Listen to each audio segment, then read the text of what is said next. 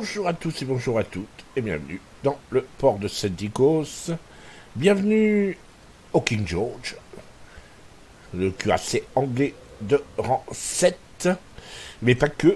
Alors, cette vidéo, j'ai décidé de consacrer une vidéo un petit peu surprise, un petit peu détente. Pas de thème particulier, puisque vous allez avoir un King George puis un Missouri, donc de navires de rang totalement différents, de classe, de cuirassés, mais de nations totalement différentes. Il n'y a pas de thématique. Et il n'y aura même pas d'écran de bataille, parce qu'il se trouve que les deux qui m'ont fourni ces vidéos n'ont pas pris les écrans. Donc plutôt que de chercher une thématique, j'ai décidé de les regrouper. Parce qu'il y a un vrai feu d'artifice, c'est assez exceptionnel, les deux batailles. Donc, voilà, on va partir au spectacle. Allez vous chercher vite vos cacahuètes, ça va commencer. King George d'abord, ensuite Missouri, c'est parti.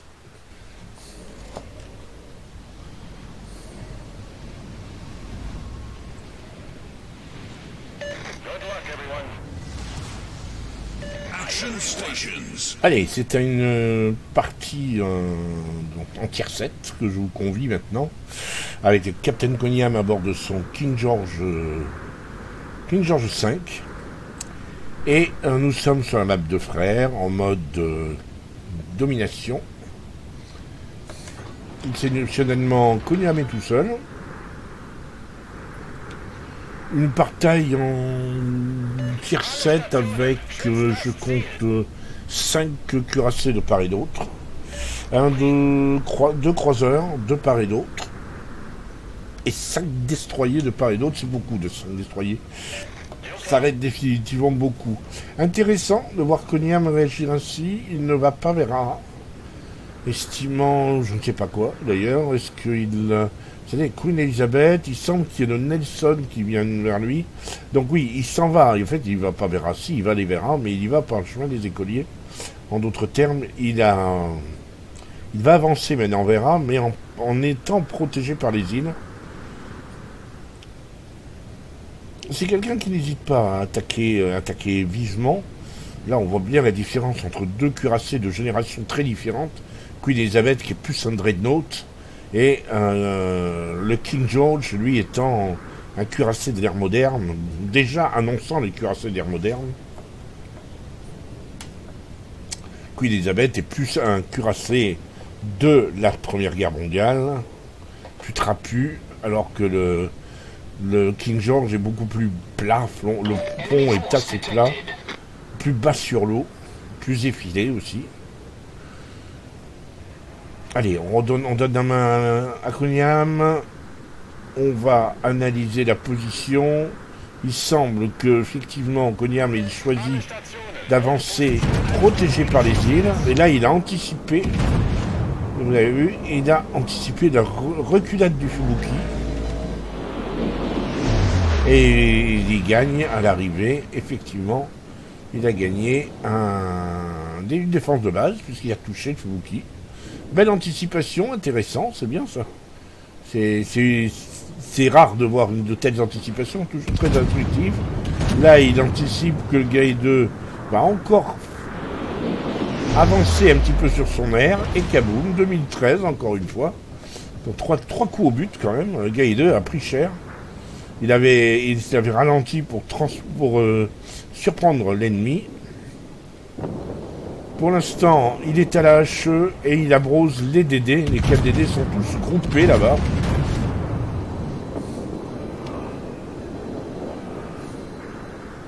Voilà, il y a le Gai-2 qui s'est fait couler par la Tsuharu. Là, il s'est pas bitché, mais pas loin.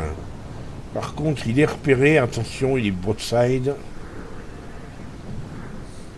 Il reste sur les DD. Il a très bien compris que si Fubuki débaroule, là, il pourrait envoyer ses torpilles. Et Fubuki, c'est des torpilles à 10 km. Donc, la Tsuharu est en danger, mais pas que. Hein. Là, il a lancé son avion. C'est un avion de reconnaissance. C'est pas un chasseur, donc Voilà, il va pouvoir continuer à repérer. Voilà, et je pense qu'il veut pouvoir, avec son avion, voir les torpilles potentielles du Fubuki. Il n'en a pas besoin pour voir le Warspite. Lequel Warspite est en marche arrière? Toutes, hein. Je crois qu'il n'a jamais vu un Warspite aller aussi vite en marche arrière.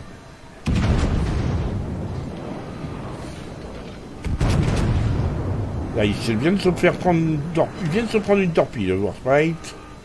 Et il va se prendre des obus. Je pense qu'il serait bienvenu, voilà, c'est ce que j'allais dire. Il serait bienvenu qu'il passe à la paix. Parce qu'il y a quand même le Nelson et le Warspite qui sont relativement de profil. Lui, vous voyez, il s'est caché derrière la île.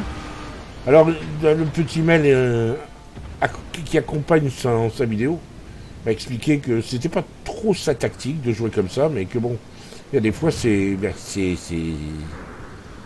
l'occasion qui faisait de la ronde, hein, ou alors, si vous préférez, nécessité fait loi. C'est un peu, ça revient à peu près au même. Enfin, non, là, c'est nécessité fait loi. Hein. Il y a personne pour l'aider, soutenir. Il y a un peu trop de monde. Il y a au moins deux cuirassés, un croiseur, busé d'aider, prêt à lui tirer dessus, entre autres. Et voilà les torpilles du Fubuk, je pense. Et là, malheureusement, elle lui fonce 3 dessus. Elle s'en prend qu'une ou deux. Il avance. Voilà, il avance, il s'en prend une, deux. Il s'en est pris deux. C'est un moindre mal. Il se ruine. Il faut qu'il finisse. Ouais, bah, il y a le Fubuk qui continue de... Voilà, Warspite out. C'est une bonne chose de faite. Voilà le Fubuki qui vient de couler d'Atsuharu. Atsuharu qui était bien placé là où il était parce qu'il pouvait spotter les torpilles. Maintenant, il va être un peu livré à lui-même, ce cher Konyam.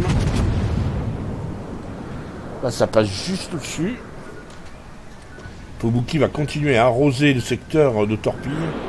Ça va être très, très embarrassant, comme disent les Anglais.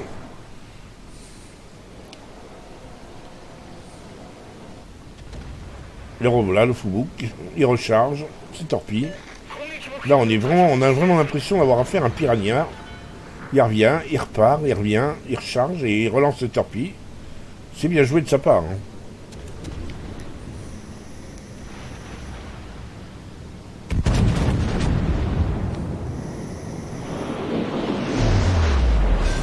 Et voilà, bravo. Alors là, il avait pris le temps de recharger ses HE. Ah, il y a deux Fubuk, d'accord. Il y a deux Fubuk. Mais là, sortir celui-là de Fubuki, c'est un bon point. Et là, je peux à peu près vous annoncer que celui-là de Fubuki a lancé ses torpilles. C'est à peu près sûr. Et allez, à nouveau, 2 fois la base défendue. Et il va se rejeter, se rebitcher, parce que voilà les torpilles du Fubuki. Il prend pas le risque de se mettre droit devant et de présenter son estrade, son étrave. Il n'a pas envie du tout de prendre une torpille supplémentaire. Là, il a remis encore un overpen. Il faut que l'Atsuharu aille le chercher, ce Fubuki, parce que ça va devenir intenable hein, pour Konyam. Heureusement pour lui, le Nelson ne semble plus être là. Le Nelson est parti. Mais on ne le voit plus en tout cas. Et le York s'en va. Il reste pas. Voilà, le Nelson est là. Oui. Bah, dans notre position dite du Nelson, à savoir, on recule tout doucement. Et bien sûr, lui peut faire tranquillement ça. Il peut se mater le flanc du Nelson. Ceci dit, attention, le Fubuki est revenu, il a fait son petit tour dans l'eau et il s'apprête à faire un nouveau passage à la torpille.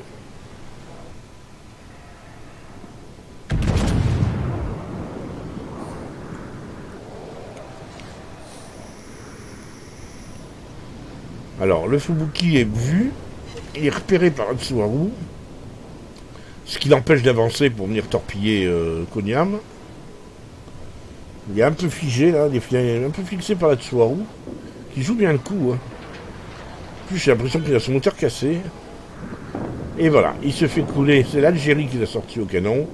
Là, ça va sentir un tout petit peu mieux aux entournures. Belle passe d'armes. Le King a été très utile là où il a été. Et Konyam qui disait dans son mail, moi aussi il m'arrive parfois de camper, mais comme si c'était une grosse tare de camper. Mais c'est pas une tare. Il a démontré qu'il a fait du camping quand il était nécessaire d'en faire. Et là, il n'est plus nécessaire d'en faire, il repart. Et il part à l'attaque.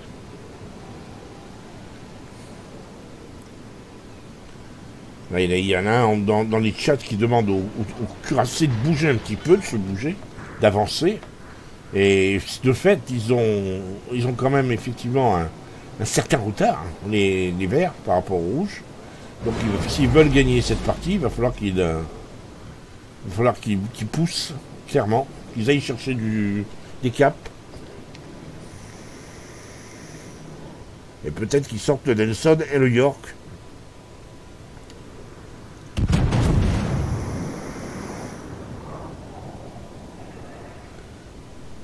Un joli coup. 4000.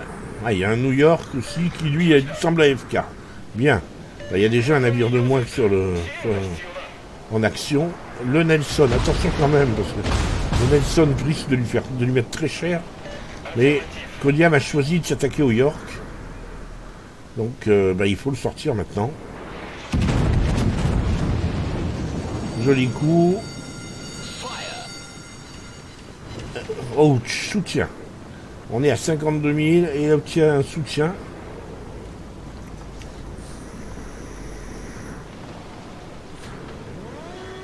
Ah, je vous annonce qu'il va passer à la HE, dans pas très longtemps.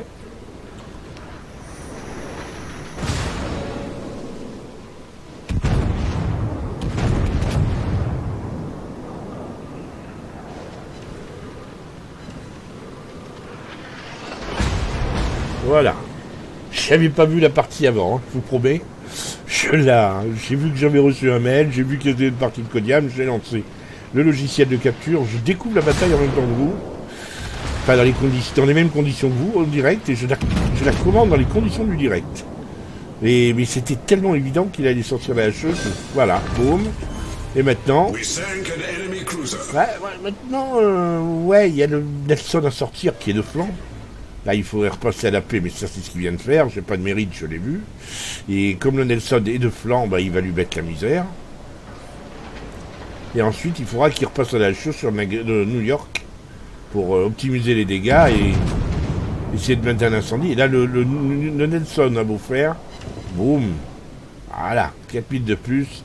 Le Nelson ne s'en sortira pas. Et là, il aurait fallu qu'il soit à la HE pour pour mettre des incendies sur New York. Boum. 71 000. Il peut finir le Nelson. Voilà, Nelson terminé. Le Nagato qui s'approche. Plutôt qu'il recule. Il est en train de ralentir très fort. Sans qu'il va s'arrêter. Non, il redémarre à fond. C'est vrai que le Nagato est en prise directe avec le Graf Spee. C'est assez couillu de la part du Graf Spee d'attaquer comme ça un Nagato. Le Nagato a quand même de quoi de sortir le Graf Spee et de lui faire très mal. Voilà.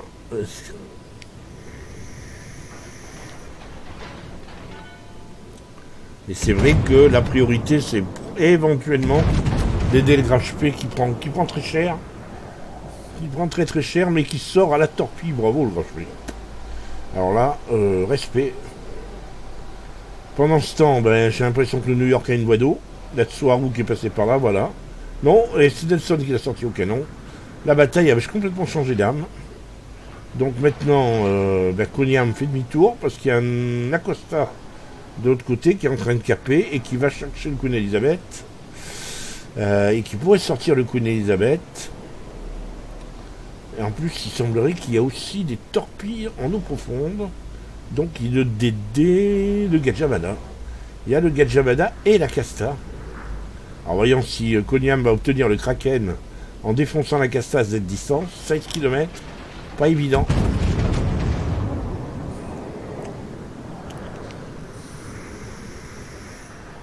Ce serait énorme, un Kraken de cette distance. Et... Ah, il lui a mis l'incendie. Il lui a mis un incendie, est-ce que ça suffira? Non, il a éteint tout de suite.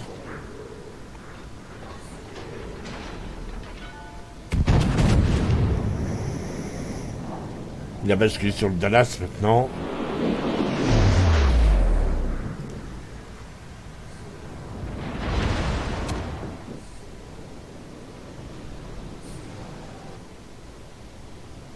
L'Algérie...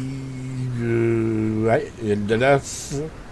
L'Algérie est en mauvaise posture. C'est l'Algérie qui passait à la trappe. Le Dallas a sorti.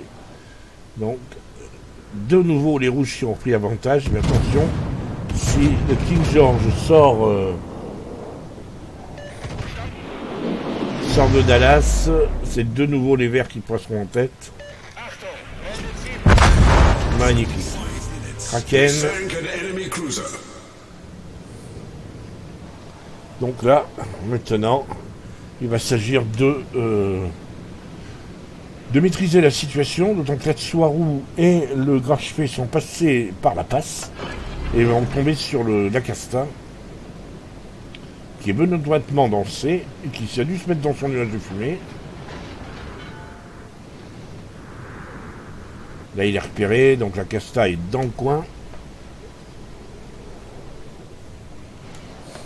Voilà, le voilà. Et là, Kraken plus 1. Là, il prend son temps, il se positionne bien.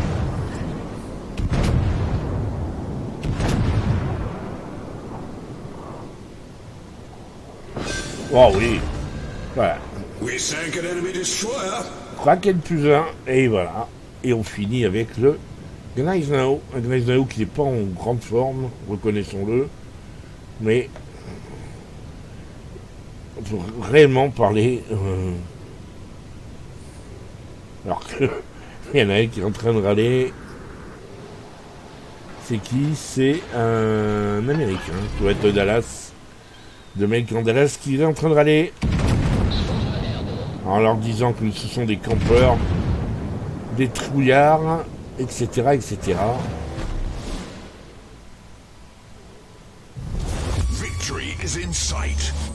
Ouais, Graido a tourné un peu sec.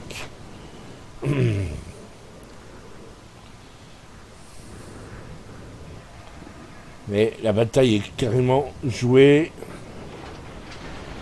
Il y a le Nelson qui est derrière le King George de Captain Konyam. Bataille qui vaut vraiment le coup. Là, il essaye de lui mettre un incendie. Ça marche pas toujours. C'est pour ça d'ailleurs que je joue très rarement le King George à la HE. Mais comme vous l'avez vu avec Konyam, c'est très circonstanciel de jouer la HE ou la P quand on est en cuirassé anglais dans ces tiers-là. Faut savoir choisir la bonne munition, c'est pas toujours facile.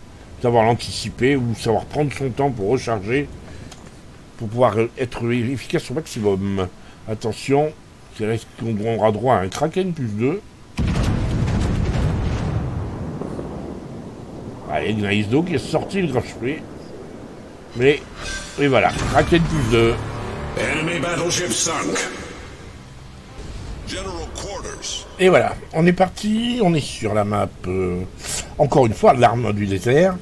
Cette fois, c'est Mori qui est à bord de son Missouri, en division avec Polon, ce sont Z-46, le destroyer rang 9 allemand. Alors que le Missouri, cuirassé, premium, rang 9, célèbre pour être un excellent moneymaker.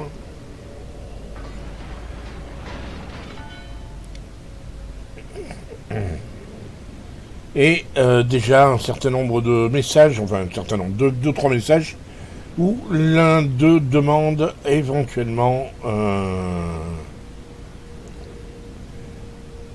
de rester défendre la base en priorité.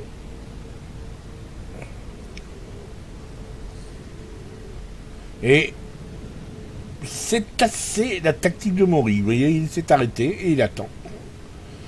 Il attend. Il s'est même... Non, il s'est arrêté, tout simplement. Il attend. Il a même éteint... Les feux sont à l'arrêt. Il a éteint les feux.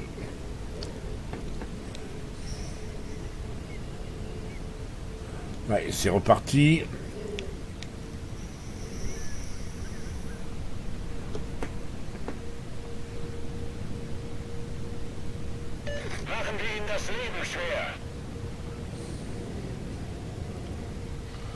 Polon, lui, est allé très au centre. On vous le voit sur la minimap.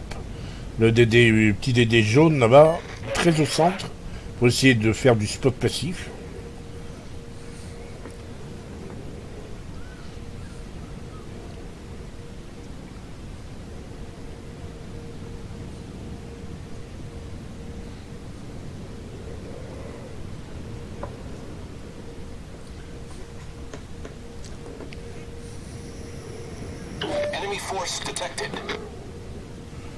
Ah, et premier à se faire repérer, d'ailleurs c'est Polon qui les repère. Hein. Le Rhône, l'autre Missouri, Bismarck, un Atlanta, un petit peu paumé là, le topo d'Atlanta. Tier 7 dans une bataille de tier 9, l'Atlanta a intérêt à vraiment se cacher.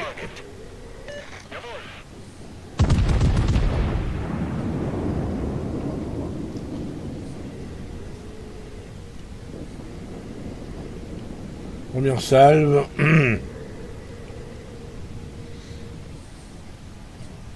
Non, il n'a pas touché.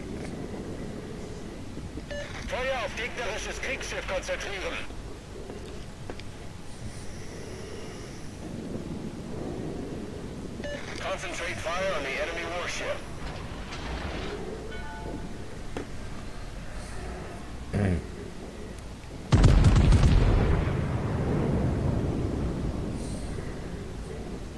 Cette fois, elle se rabat sur le Missouri. Vous voyez que la flotte verte ne s'est pas énormément avancée.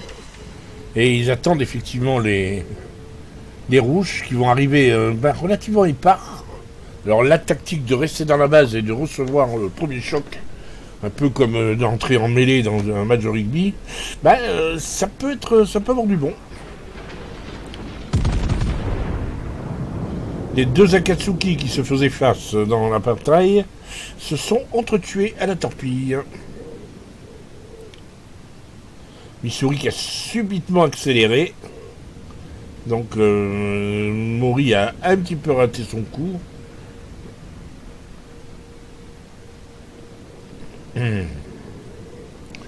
Prochaine salve, il aura presque de quoi le sortir. Encore que là, les torpilles... Ah, les torpilles n'ont pas touché. Il risque de le sortir, même si là, il ne reste plus beaucoup de points de vie. Ah, il n'a pas touché. Il aurait pu faire un kill. Ma foi. Sans doute pour plus tard. Avec partie remise. Là, il reste scotché sur l'Atlanta, il me semble. Les rouges qui ont perdu déjà un DD plus un Missouri. C'est quand même assez important comme perte.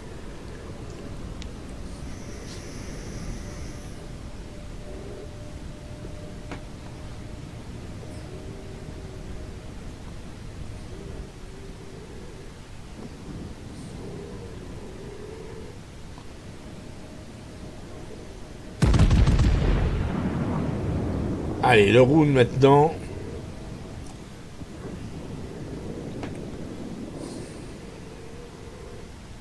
Et il n'est vraiment pas aidé par la dispersion. Là encore, les obus sont tombés partout sauf sur le round.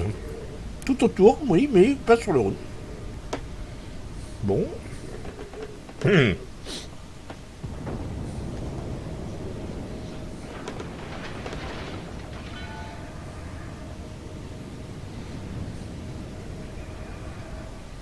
Allez, on réessaye cette fois. Il est encore que là, le round va être un petit peu plus difficile de le toucher, la manière dont il s'enfuit.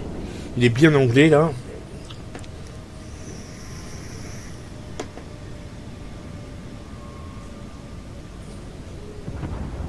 Il n'a pas réussi à le toucher, frère. Il est tombé encore autour.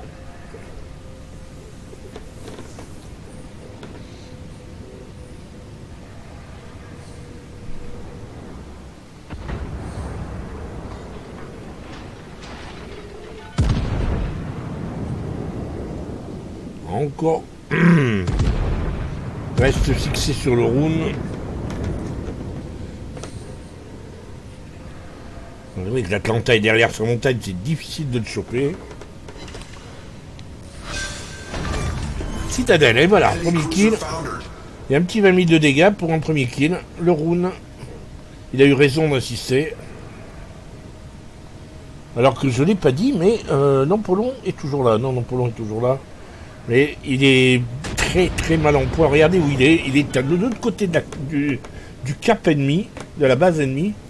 Il fait du spot à l'envers. C'est extrêmement risqué. Mais pour l'instant, apparemment, il n'est pas vu. Il s'efforce de ne pas tirer, de ne pas attirer l'attention sur lui. Les deux équipes sont relativement équilibrées, 3 à 3. Un DD de part et d'autre, un croiseur et un cuirassé de part et d'autre. Quand même un cuirassé de plus qui ont été tués chez les verts, pardon. C'est plus embêtant. Alors s'il pouvait sortir le King George pour rétablir. Voyons.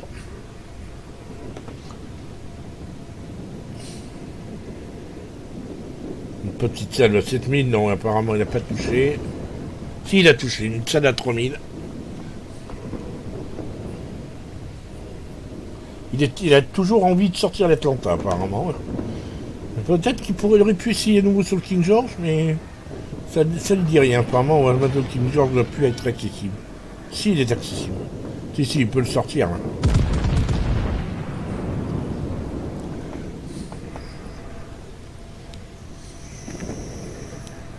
Polon s'enfuit. Et voilà.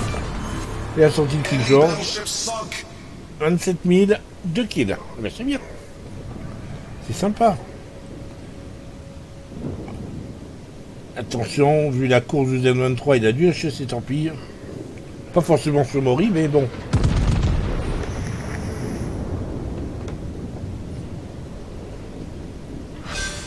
Ah bah donc, d'accord. Et joli coup. C'était vraiment pas un coup facile. Sur le Z23, du coup, ben d'un coup, ben voilà quoi, il n'y a plus de match. 3 kills. Seulement 28 000 de dégâts, c'est assez étonnant d'ailleurs. C'est vraiment très étonnant, c'est à minima les dégâts, mais 3 kills, c'est plutôt bien. Et maintenant, ben, le Missouri va pouvoir se relocaliser, foncer vers la Maggie et le Lion pour appuyer la charge contre la base ennemie. Ah, Richelieu, là. Pas facile à toucher, le Richelieu. D'autant qu'il est en train de tourner. Donc, à mon avis, c'est mort.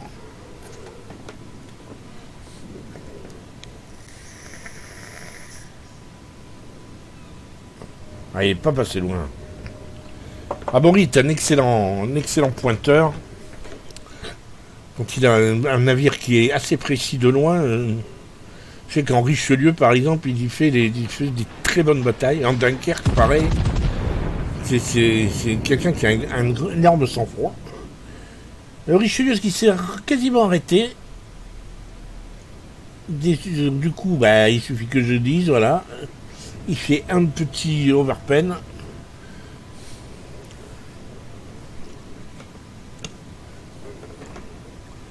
Voilà, là, il anticipe le redémarrage du Richelieu, mais un redémarrage à petite vitesse. Non, il anticipe la marche arrière. Il est en train de chercher, il se tape. Non, il est considéré que le Richelieu s'est arrêté.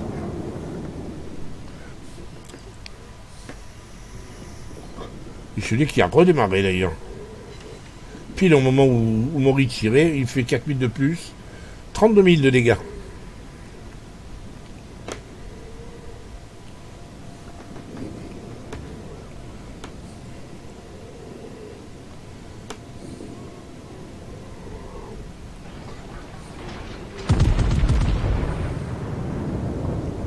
L'équipe rouge qui fait de la résistance, même si elle a plus vraiment beaucoup de chance.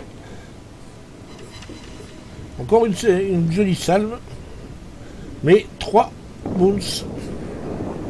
C'est vraiment par moment la loterie. Hein. Là, le Richelieu est à pleine vitesse. Ça se voit, hein, ça se devine sur l'écran.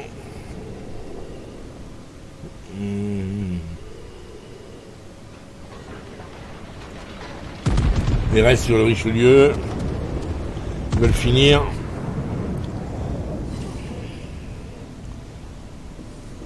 Boum. 4e kill. Et puis là, maintenant, il doit être en train de se dire, mais je pourrais faire un Kraken. Alors, c'est vrai que les rouges ont quand même réussi à, malgré leur infériorité numérique, sont rentrés dans le cap. Alors, ils prennent des gros risques, hein, parce que le Donskoy, non, c'est l'Edinburgh. L'Edinburgh, je comprends pas bien sa façon de jouer. Aller affronter une force supérieure en nombre et essayer de caper, c'est assez risqué.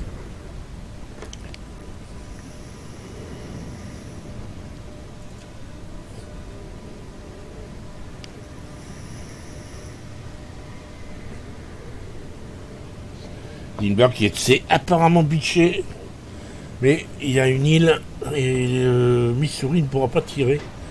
Missouri qui revient vers l'île, vers sa base, se relocalise. Attention quand même de ne pas montrer son flanc au Colorado, mais si le Colorado de face ne lui fera pas grand mal. Et d'ailleurs, vous voyez, il a vu, il a regardé. Est-ce que ça vaut le coup de résister? Non, le Colorado ne fera pas grand mal. L'urgence, c'est de sortir d'Edinburgh.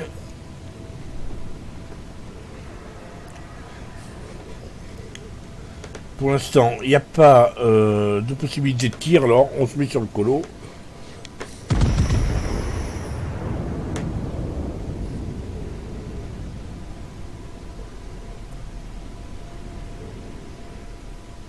Voilà, boum.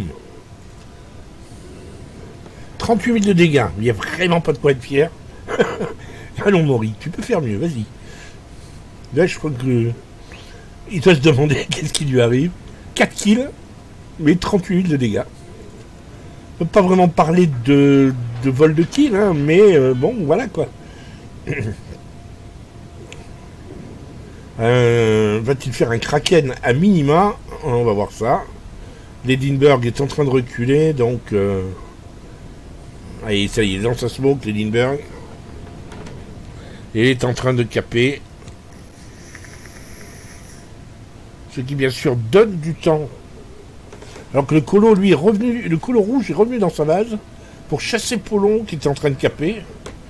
Donc, Polon revient, lui aussi. Ça sert à rien de rester tout seul contre un Colorado. Quand que moi, j'aurais peut-être essayé de couler le Colorado, mais enfin bon. Polon, c'est mieux que jouer les DD que moi. Voilà, ça y est, les repérés. Faut juste deviner l'endroit où il se trouve. Voilà, le voilà. Il est en train de contourner l'île.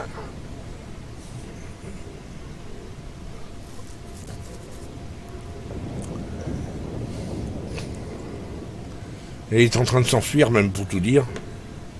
Il va quitter la base. Hydro, parce que bien sûr, l'Edinburgh a pourrait plus lâcher ses torpilles. Les voilà d'ailleurs. Donc, rien.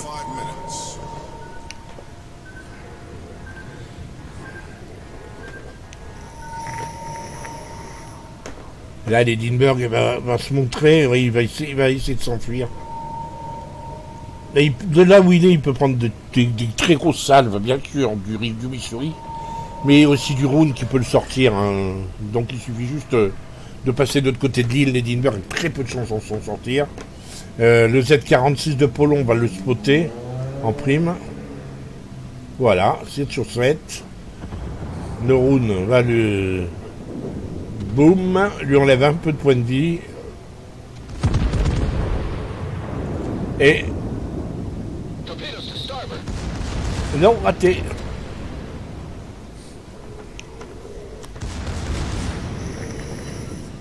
L'Edinburgh qui a gagné du répit. Et voilà, c'est les secondaires. We've destroyed an enemy cruiser. Un expert de combat rapproché, plus un Kraken. Et ben voilà. Hein. Reste le Donskoy.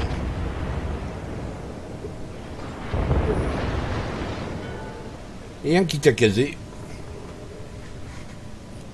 À se méfier parce que Kitakaze a fait 2 kills hein, quand même. Et il a pas pour les Polons, non, Polon est dans le coup, il est on le voit pas là. Polon est dans le coup, il a les Kitakaze aux fesses, hein, si j'ose m'exprimer ainsi.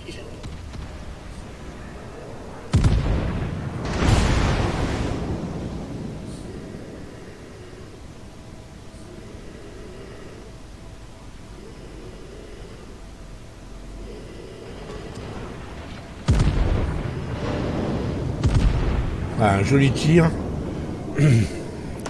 C'est là qu'on voit c'est la précision du Missouri. Et quelque chose de... Voilà, il a touché.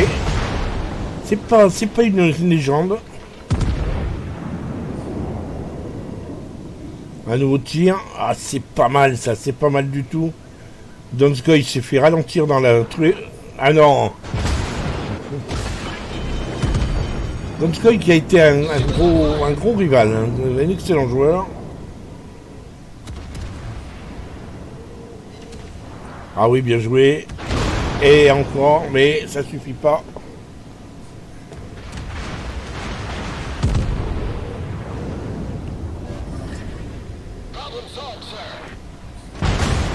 S'il le touche, là. Voilà, boum. We've destroyed an enemy cruiser. Kraken plus 1 et seulement 57 000 de dégâts.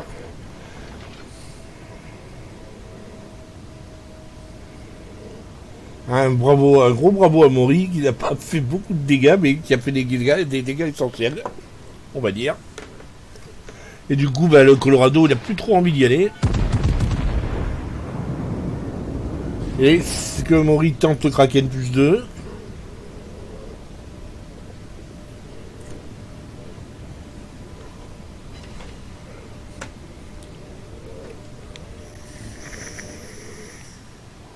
Ouais, Colorado qui vient de se prendre des torpilles de Polon.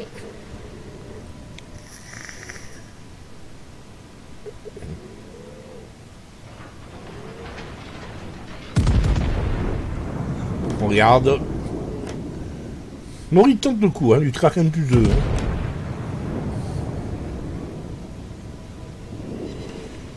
Ouais, Citadel sur le colo. Oh là là. Oh, oh, oh. Je vous dis que ce navire est incroyable. Ce navire est complètement fumé.